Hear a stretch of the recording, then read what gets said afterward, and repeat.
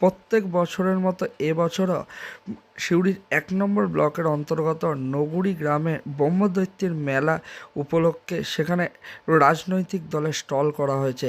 কিন্তু প্রত্যেক বছরের থেকে এবছর ছবিটা ঠিক অন্যরকম।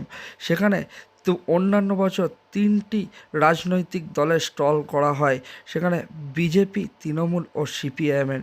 কিন্তু এবছর সেই মেলাতে দেখা গেল মাত্র ২টি স্টল, সিপিআইএমের ও তৃণমূলের। বিজেপির কোনো স্টল দেখা গেল না। একে অপরের দিকে দোষ চাপিয়েছে।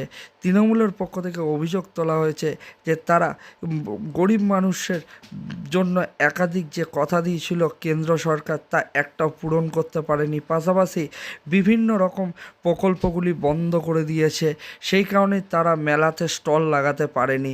এবং সিপিএমের পক্ষ থেকে অভিযোগ তোলা হয়েছে যে তারা তারা মেরুকরণ, ধর্মীয় মেরুকরণের রাজনীতি করে, সেই কারণেই তারা সেখানে মেলাতে এবছর তারা স্টল লাগাতে পারেনি।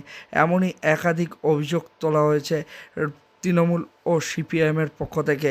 এবং সেই ছবিও ধরা পড়েছে এদিন সিউড়ির যে ১ নম্বর ব্লকের অন্তর্গত নগুড়ি গ্রামে যে মেলা করা হয়েছে ব্রহ্মদৈত্যের, সেই মেলাতে বিজেপি স্টল না থাকার কারণে। আর এমনটাই ছবি ধরা পড়েছে বুধবার দিন বিকেল ৪টে নাগাদ।